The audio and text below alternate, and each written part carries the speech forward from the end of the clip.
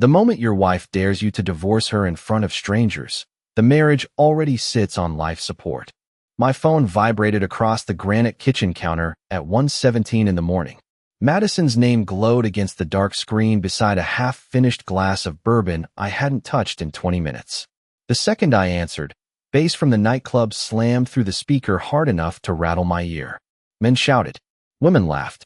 Somewhere in the background, somebody yelled Madison's name like she belonged to the room more than she belonged to me. You seriously calling to check up on me again? She snapped. Her words dragged slightly together. Vodka. Tequila. Maybe both.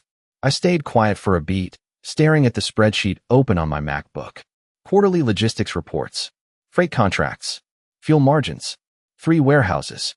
42 employees depending on me to stay sharp by sunrise. Meanwhile, my wife stood inside a nightclub downtown acting like marriage came with visiting hours. You said dinner, I said calmly. That was 7 hours ago. She laughed into the phone. Her friends joined her instantly like backup singers waiting for a cue. Then came a male voice close enough to the receiver that I could hear ice clink inside his drink. Tell your husband loosen up, he said. Madison laughed harder. See, she shouted over the music. Even Tyler thinks you're controlling. Tyler. First time I heard the name. That mattered. Men always leave fingerprints somewhere. Names. Reactions. Tiny shifts in tone. I leaned back slowly in my chair and opened our joint Amex account on the second monitor beside me. 3 charges hit within the last hour. Bottle service. VIP lounge upgrade. Another charge from a valet company attached to the club. $642.18 total. Funny thing about disrespect. Eventually, it leaves a paper trail. Madison, I said evenly, you've burned through $600 tonight. Oh my God, she groaned dramatically. You tracking my spending now? I'm tracking patterns. Silence flickered for half a second. Tiny. Sharp. Then Chloe's voice burst through nearby.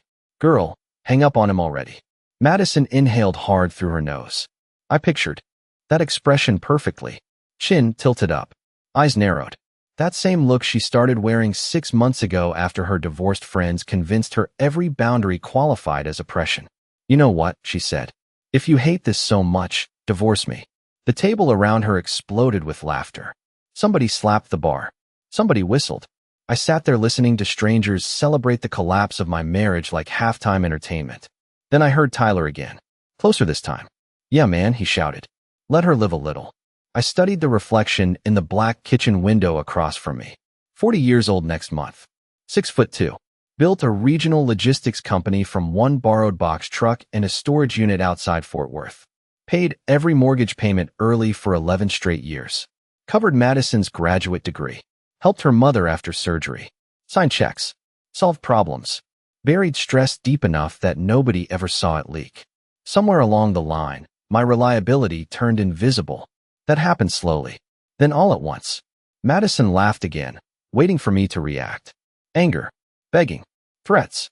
Something emotional she could replay for her friends tomorrow over brunch mimosas. Instead, I clicked another tab open. Daniel Reeves. Family attorney. Retainer already active from a contract dispute last year. Ethan. Madison snapped impatiently. You still there? I reached for the bourbon finally, took one slow sip, and said the sentence that changed the balance of power instantly. Done.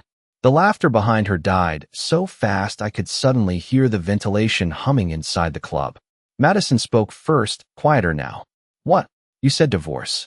I closed the laptop softly. Done. Then I ended the call. 10 seconds later, my phone lit up again. Madison calling. I watched it vibrate across the counter without touching it.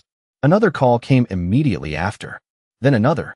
Then a text appeared across the screen. Ethan stopped playing. A second text followed before I could blink. Who the hell is Daniel Reeves, and why did he just email me? Madison called 12 times in 14 minutes. I counted every vibration across the counter while Daniel Reeves reviewed my email attachments from his secure server downtown. Marriage changes shape the second lawyers enter the room. Emotions lose value. Documentation takes over. I forwarded 3 years of bank statements, property records, business ownership structures, and the LLC agreements tied to Carter Freight Solutions. My pulse stayed steady the entire time. That surprised me more than her panic. Usually after a fight, adrenaline burns through a man fast. Rage clouds judgment. Fear softens resolve. I felt neither. Just clarity. Sharp. Surgical. Madison's next text hit my screen. Ethan, answer me right now. Another came immediately after. Why is your attorney emailing separation documents at 1:30 in the morning?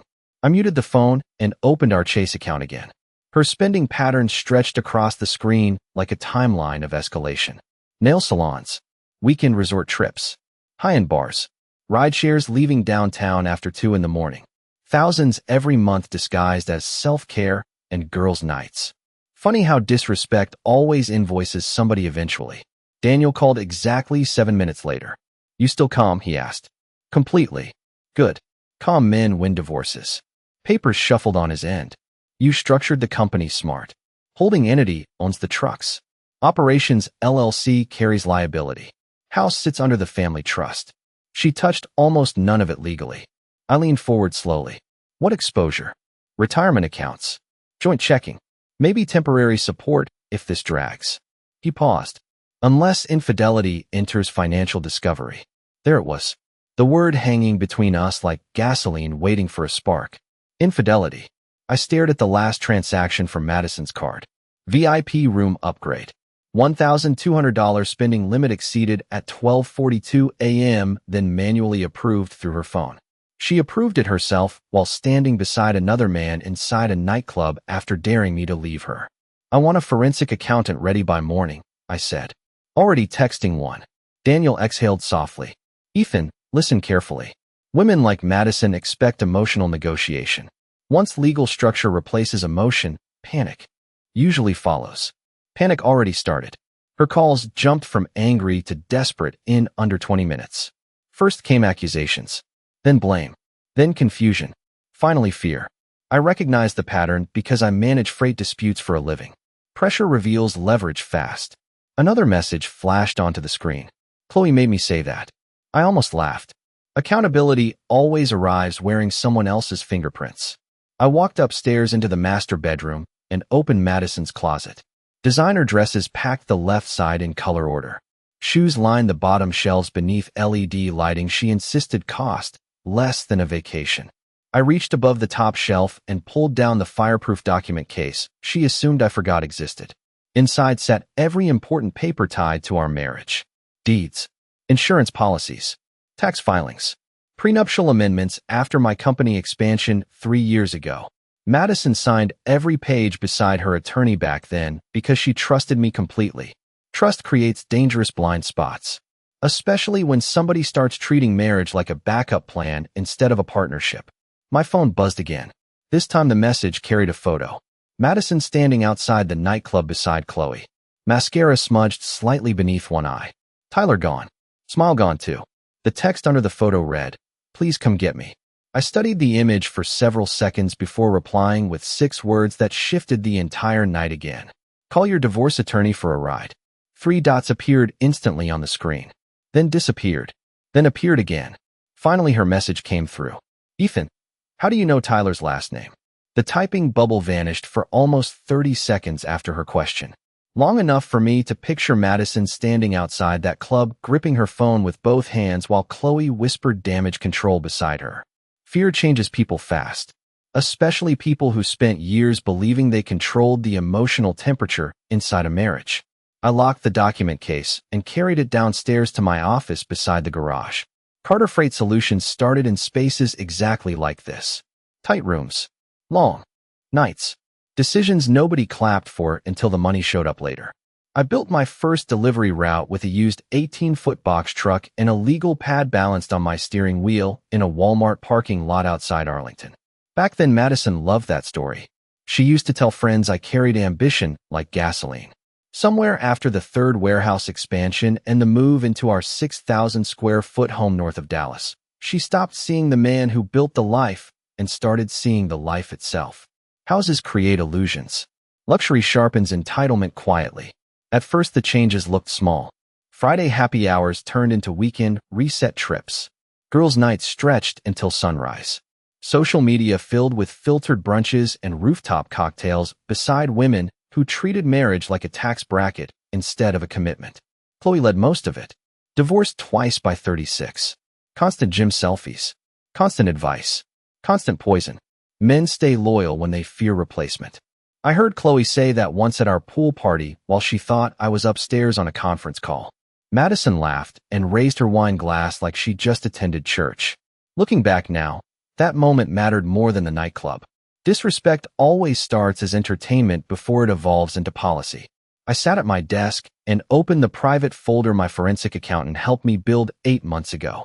Date-stamped screenshots, rideshare receipts, shared location inconsistencies, ATM withdrawals downtown during hours. Madison claimed she stayed at Chloe's apartment. Tiny fractures, tiny lies. Most husbands ignore patterns because confronting reality threatens the fantasy of stability. I chose numbers instead. Numbers carry less emotion. Numbers expose rhythm. 3 months ago, Madison started hiding her phone face down during dinner. 2 months ago, she changed her passcode after 11 years together. 6 weeks ago, she opened a private checking account through a credit union in Plano using electronic statements only. She thought I missed it. She forgot I own the company paying for the financial monitoring software tied to our household accounts. That software flagged the transfer automatically. $500 here, $800 there. Small amounts. Testing behavior. Exit strategy behavior. Daniel warned me this stage usually means outside influence. Emotional affair at minimum. Financial positioning at worst. My phone vibrated again. Madison. I answered this time and said nothing. Her breathing came first. Fast. Tight. You tracked me? She asked quietly. I paid attention. You went through my accounts? Joint accounts. Silence again. Then softer this time, almost fragile. Ethan. Tyler is Chloe's cousin. MHM. Nothing happened. I leaned back in my chair and stared at the security monitor mounted beside the desk. Front driveway camera. Empty for now. You want the truth? She asked suddenly. You stopped reacting to me months ago. There it was. The confession underneath the confession. Some people cheat for lust. Others chase emotional leverage. Madison wanted proof she still controlled gravity inside our marriage. So you manufactured pressure, I said calmly. You pushed until something broke. Her breathing shook harder now. I thought you would fight for me. I almost answered. Then headlights swept across the garage door through the security feed upstairs. Madison's white Range Rover rolled into the driveway fast enough to trigger the motion alerts. But she was not alone. Tyler climbed out of the passenger seat, holding my wife's overnight bag. Tyler looked younger up close. Early 30s. Gym built. Designer jacket thrown over a black fitted shirt that probably cost more than his monthly car payment. Men like him survive on presentation. Surface confidence. Borrowed status. Temporary access to other people's lives. He carried Madison's overnight bag toward my front door like he belonged there. That detail mattered more than the nightclub. A drunk argument means chaos. A packed overnight bag means planning. I watched through the security monitor while Madison rushed around the front of the Range Rover trying to stop him. Her body language had changed completely now. Gone was the woman laughing through bass speakers beside her friends. This version moved fast. Nervous. Contained. Tyler kept talking while she grabbed at his sleeve. He smiled twice during the exchange. That told me everything I needed. He still thought this situation entertained him. He still thought he was entering a competition between men. He had no idea lawyers entered the room 2 hours ago. I muted the monitor audio and opened Tyler Knox's profile on the second screen instead. Commercial real estate broker. Commission-based. Heavy debt load. 2 leased vehicles. 1 business registered under an LLC with less than 18 months of operating history. Men who perform wealth usually leave digital fingerprints everywhere. Instagram dinners. Miami weekends. Rolex photos taken inside dealerships instead of ownership records. I saw the pattern immediately. Madison chased validation. Tyler sold at wholesale. My phone buzzed again with a text from Daniel. Freeze the joint line tomorrow morning before she moves money emotionally. Smart advice. Divorce turns irrational fast once panic collides with access to shared finances. I typed back one word. Already. 20 minutes earlier, I transferred operating reserves from our shared Chase Platinum account into the holding entity tied to Carter Freight Solutions. Legal. Clean. Documented. My CPA structured emergency protocols years ago after a former business partner siphoned $70,000 through fake fuel invoices. Betrayal trains pattern recognition into a man permanently. Upstairs, The front door opened. Madison entered first. Tyler followed, carrying the overnight bag over one shoulder while studying the house like a tourist entering a museum. Damn, he muttered loud enough for the hallway camera microphone to catch it. This place is insane. Madison spun toward him instantly. Just leave the bag. Her voice cracked. I mean it. Tyler raised both hands dramatically. Relax. You said your husband was done. Interesting phrasing. Not separated. Not fighting. Done. That meant she already framed me as emotionally defeated long before tonight happened. I zoomed the hallway camera tighter. Madison wore the same silver dress from the club, but now wrinkles cut through the fabric around her waist from sitting in the car. Mascara smeared beneath her eyes. Fierce strips glamor fast. Tyler finally noticed something felt off. Wait, he said slowly. Why are all the lights off? Madison looked toward my office door at the end of the hallway. Closed. Silent. Controlled. She swallowed hard. Ethan, she called carefully. I stayed seated. Let silence do the work. Tyler shifted his posture now. Less confident.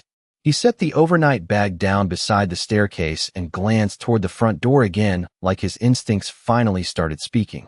Smart instincts. Men survive longer when they recognize territory built by another man's discipline. Madison walked deeper into the house. Ethan, please talk to me. Her voice softened again. Then she saw it. The framed family photo from our Napa anniversary trip sat face down on the entry table beside a manila envelope with her name written across the front in black ink. Her breathing caught instantly. Tyler leaned closer. What is that? Madison picked up the envelope slowly and opened it with shaking fingers. Inside sat copies of our trust amendments, preliminary separation terms, and one printed screenshot from her private checking account transfer history. 5 separate transfers. $8,000 total. Every transaction highlighted in yellow marker. Tyler's face lost color first. Then Madison reached the final page and whispered one sentence that changed the entire room. Oh my God, he knows about the apartment. Madison lowered herself onto the staircase like her knees suddenly lost structure. Tyler stared at the paperwork in her hands with the expression of a man realizing he walked into a battlefield wearing nightclub cologne instead of armor. The apartment. That phrase echoed through the hallway harder than any confession. Most affairs collapse because somebody gets careless emotionally. Madison made a different mistake. She started planning logistics against a man who built a freight empire from operational precision. I opened the office door slowly and stepped into the hallway for the first time that night. Tyler straightened instantly. Madison looked up at me with swollen eyes and panic written across every inch of her face. Ethan, she whispered. I walked past both of them and picked up the envelope from her lap. You leased it 3 months ago under Chloe's name, I said calmly. Plano address. 12-month term. Furnished unit. Parking garage access. Tyler's jaw tightened. Madison looked physically sick now. You hired somebody to follow me? No. I slid the paperwork back into the envelope. You used our shared tax returns to verify income for the lease application. That landed harder than yelling ever could. Her shoulders dropped instantly. Betrayal terrifies people most when they realize their own systems exposed them. I never stayed there with him, she blurted out quickly. That apartment was for space. Just space. Tyler shifted beside her. Tiny movement. Tiny reaction. Enough. Men reveal truth in timing more than words. I looked directly at him for the first time. You should leave. He swallowed once before trying confidence again. Look, man, Madison told me you guys were basically over already. Interesting, I replied evenly. Then why carry her overnight bag inside another man's house at 2 in the morning? That shut him up immediately. Madison pressed both hands against her forehead. Please stop. Her voice cracked now. Please. I stayed calm because calm forces guilty people to fill silence with truth. Rage gives them something to fight against. Control gives them nowhere to hide. Tyler grabbed his car keys from his pocket. I am heading out. Smart decision. He moved toward the door fast, but before leaving he glanced back at Madison one final time. No hero speech. No loyalty. No grand gesture. Men like Tyler chase excitement until accountability enters the room. Then they evaporate. The front door shut behind him, and suddenly the house felt different. Smaller somehow. Madison stood alone in the center of consequences she spent months building quietly behind my back. She looked at me carefully now, like she had never fully seen me before. How long? she asked weakly. How long have you known? I checked my watch automatically out of habit. About 8 months. Her face drained completely. 8 months. First red flag hit after your Miami trip with Chloe. I walked toward the kitchen slowly while speaking. 3 cash withdrawals after midnight. Rideshare records showed 2 separate drop-off locations. Then the hidden account surfaced.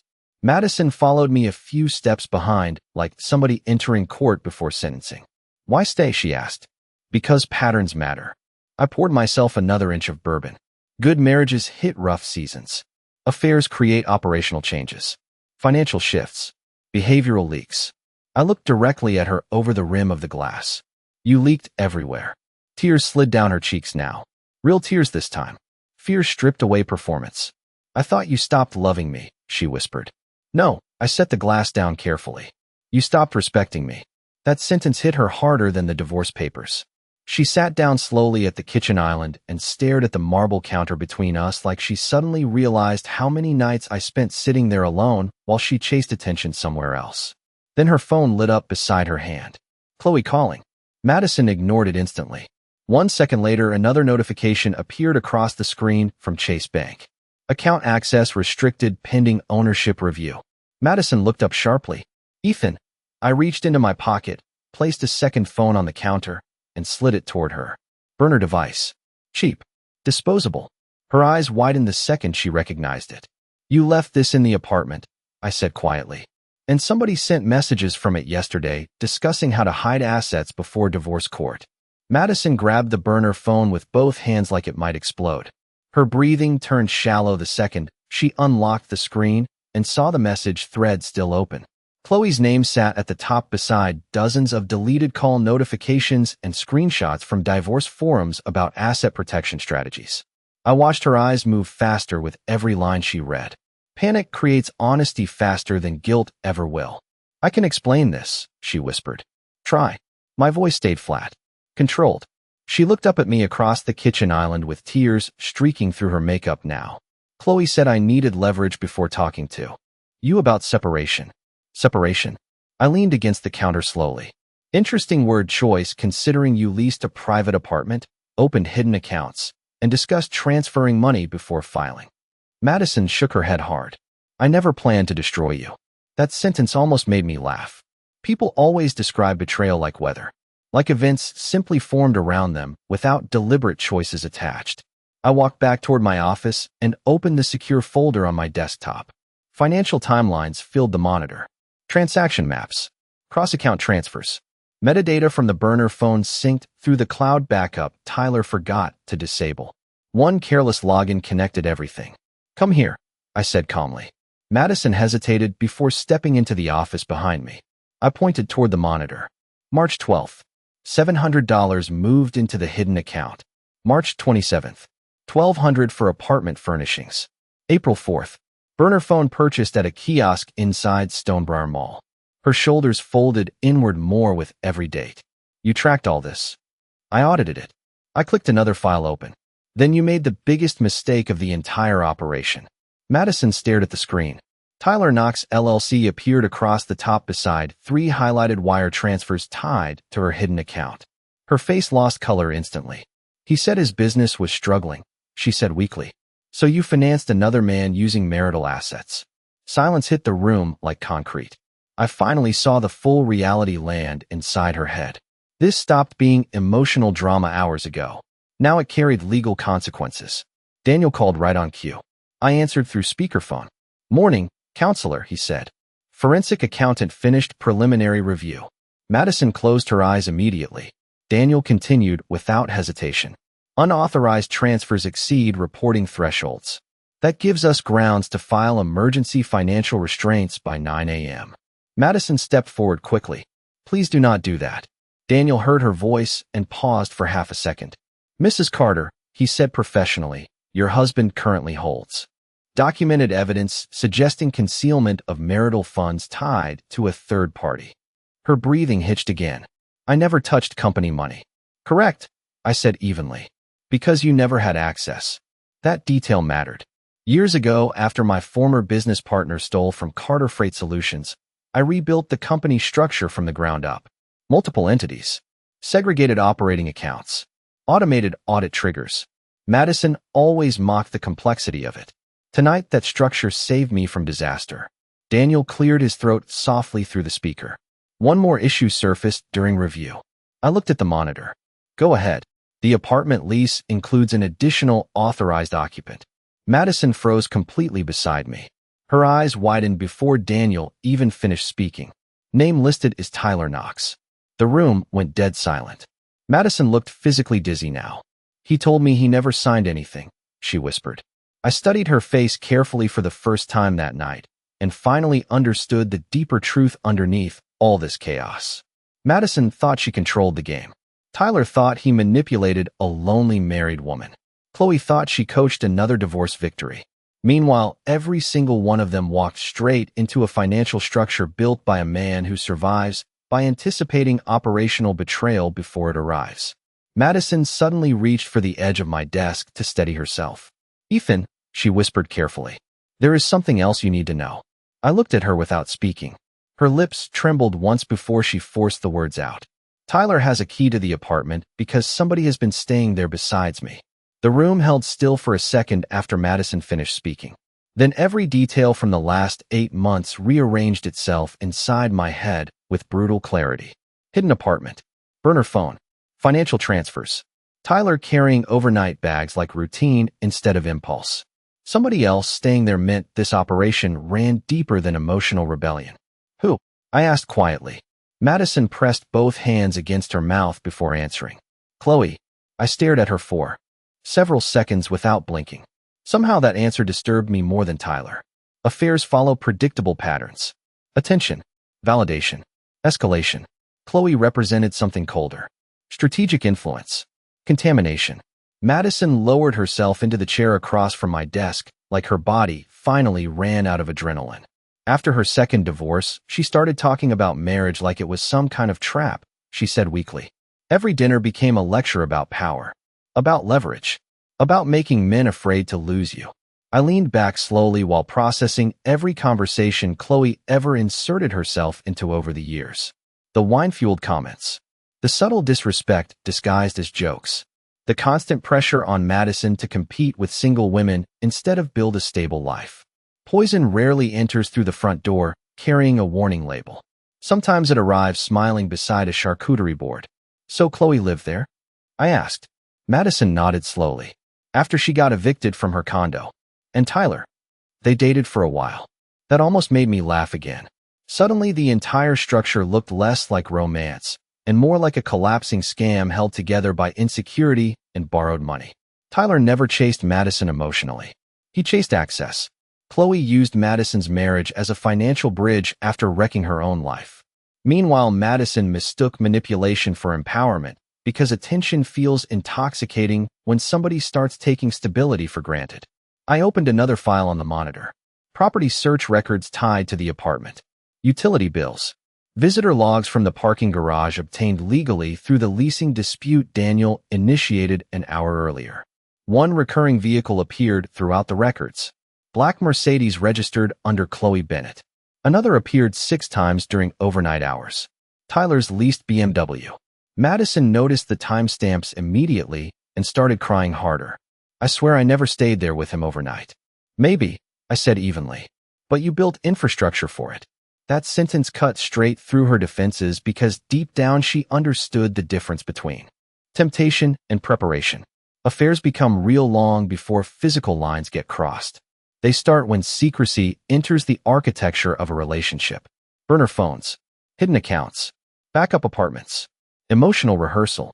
Madison wiped at her eyes quickly. I thought I still had control. Over what? Over us. There it was again. Control. The word sat underneath every choice she made this year. The nightclub stunt, the financial hiding, the emotional games. She wanted reassurance through pressure. She wanted proof I would chase her no matter how reckless she acted. Instead, she triggered the exact response she never expected. Structure, precision, consequences. My phone buzzed across the desk again. Daniel. I answered immediately. We have movement, he said sharply. His tone changed completely now. Professional. Alert. Our investigator pulled surveillance from the apartment garage entrance 15 minutes ago. Madison looked up instantly. Daniel continued. Tyler returned to the apartment after leaving your house tonight. Alone? I asked. No, silence stretched for one heavy second. Then Daniel delivered the sentence that shifted the entire situation into something far uglier than marital betrayal. He entered the building with a woman matching Madison's description, wearing the same silver dress from the nightclub. Madison went completely pale beside my desk. That is impossible, she whispered. Daniel exhaled slowly through the speaker. Then somebody else spent the last 6 weeks impersonating your wife at that apartment. Madison grabbed my desk hard enough that her wedding ring scraped the wood. That was Chloe, she said immediately. It had to be Chloe. Her voice carried desperation now instead of confidence. I stayed quiet because people reveal more when silence pressures them into filling space. Daniel remained on speaker through the phone. We pulled entry footage from 3 separate dates, he said. Same woman every time. Blonde. Similar build. Similar clothing style. Madison started pacing the office with both hands tangled in her hair. She borrowed my dresses. The words came out fast now. Raw. She borrowed my bags too. Half the pictures online from those nights were taken on her phone because she said my angles looked better. Suddenly, every filtered social media post from the last 6 months twisted into something darker. Matching outfits. Matching hairstyles. Group photos carefully cropped around faces. Manufactured confusion. Tyler never needed Madison specifically. He needed access to a woman carrying wealth, status, and emotional instability strong enough to manipulate. Chloe handed him all 3. How long? I asked calmly. Madison stopped pacing. I do not know. Guess. She swallowed hard. Maybe after Miami. Miami again. Every thread circled back there. I opened the travel records folder instantly. Airline purchases. Hotel reservations. Shared rides. 3 women flew out together. Only 2 boarded the return flight under their original ticket names. I zoomed tighter on the transaction logs while my mind started reconstructing timelines automatically. You switched identities, I said quietly. Madison looked at the monitor and immediately understood what I saw. Chloe used my boarding pass to extend the trip, she whispered. I flew home early because we fought. Daniel cursed softly through the speaker. That complicates everything. No. It clarified everything. Suddenly, the burner phone made sense. The apartment. The hidden account. The escalating pressure on Madison to destabilize her marriage emotionally, while somebody else operated behind the scenes using her appearance and access. Tyler manipulated women for survival. Chloe manipulated women because destruction made her feel powerful. Different predators. Same outcome. Madison dropped into the chair again and stared at the floor. She kept telling me rich husbands only stay loyal while they think you have options, she whispered. Every conversation became some test. Some game. And you played. Her eyes closed slowly after I said it. Pain landed differently now because she finally understood the damage stretched beyond cheating. She allowed another person to infiltrate our marriage emotionally, financially, and legally. I walked toward the kitchen and pulled up the security app on my phone. Motion alerts triggered. Outside 27 minutes earlier. Tyler's BMW left our driveway immediately after Madison entered the house. But another alert caught my attention now. A second vehicle had passed the neighborhood gate twice during the last hour. Black Mercedes. Registered to Chloe Bennett. Watching. Waiting. I zoomed into the timestamp. First pass happened 3 minutes after Tyler left. Second pass happened right after Daniel revealed the surveillance footage. My stomach hardened instantly. Operational behavior. Chloe already sensed exposure and started monitoring damage control. Daniel, I said sharply, lock down every shared financial channel before sunrise. Already moving. And subpoena the apartment management company before opening hours. Madison looked up fast. Why? I turned the phone screen toward her. Security footage from our front gate filled the display. Chloe's Mercedes sat parked 2 streets over facing directly toward our neighborhood entrance. Engine running. Headlights off. Madison's face went completely white. Then her phone lit up in her lap with an incoming text from Chloe. 3 words only. Burn everything now. Madison stared at Chloe's message like the screen carried poison. Burn everything now. 3 words. No apology. No concern. No loyalty. Just survival. That was the moment Madison finally understood the difference between friendship and recruitment. Chloe never wanted freedom for her. She wanted company inside destruction. She is trying to protect herself, Madison whispered. Of course she is. I took the phone gently from her hands and forwarded the screenshot directly to Daniel.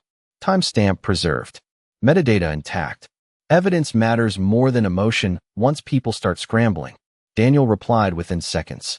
Preserve every device. File emergency injunction at 8 a.m. Smart move. Panic makes guilty people delete first and think later. Madison sat motionless at the kitchen island while I moved through the house, collecting documents with mechanical precision. Passport, trust records, vehicle titles, backup hard drives from the office safe. Years ago, my father taught me something while rebuilding an engine in his garage outside. Amarillo. The second smoke rises, stop looking for comfort and start protecting structure. Tonight, I finally understood what he meant completely. Marriage collapses slowly in private before it explodes publicly. By the time voices rise, respect already died months earlier. Madison watched me place files into the leather briefcase beside the counter. So that is it? She asked quietly. You are leaving? I looked at her for a long moment before answering. The silver dress, the smeared mascara, the trembling hands wrapped around a coffee mug she never drank from. Hours earlier, she stood inside a nightclub, daring me to walk away. Now she looked terrified I finally would. No, I said calmly. I already left. Tonight just made it official. Tears rolled down her face again. Real tears. Exhausted tears. The kind people cry after illusions collapse faster than their ego can rebuild them. I never slept with Tyler, she whispered. Maybe. I tightened the clasp on the briefcase. But you built a life where another man felt comfortable carrying your overnight bag into my house. That sentence settled into the room heavier than shouting ever could. Madison lowered her head instantly because deep down she knew it was true. Betrayal grows through access long before it grows through intimacy. Every hidden account, every test, every manipulative conversation with Chloe carved distance into our marriage one calculated inch at a time. My phone buzzed again. Security update from the neighborhood gate. Chloe's Mercedes finally exited the subdivision. Running. Smart. She sensed exposure closing around her financially and legally. Tyler would vanish next. Men like him survive through temporary identities and borrowed confidence. By sunrise, he would probably block Madison's number and search for another emotionally unstable woman with access to money. Parasites always relocate after the host starts bleeding publicly. Madison looked up at me carefully. Do you hate me? Strange question. Hate requires emotional investment. I felt something colder now. Clarity. No, I answered honestly. I just finally see you clearly. That hurt her more than anger. I picked up the briefcase and walked toward the front door. Behind me, Madison stood suddenly from the island stool. Ethan, please. I paused with one hand on the door handle. People think betrayal starts in hotel rooms, I said quietly. It starts the moment somebody stops protecting the person who trusted them. Silence filled the house after that. Heavy. Permanent. I stepped outside into the dark driveway where my black Escalade waited near the curb. The engine started instantly through remote ignition. Stable. Predictable. Controlled. Just like the life I planned to rebuild from this point forward. But before I opened the driver's door, another notification lit across my phone screen from Daniel Reeves. Urgent. Apartment management released internal footage. Subject entering unit was never Chloe. I stopped moving completely. Then the second message arrived. Ethan, the woman using Madison's identity was somebody from inside your own company.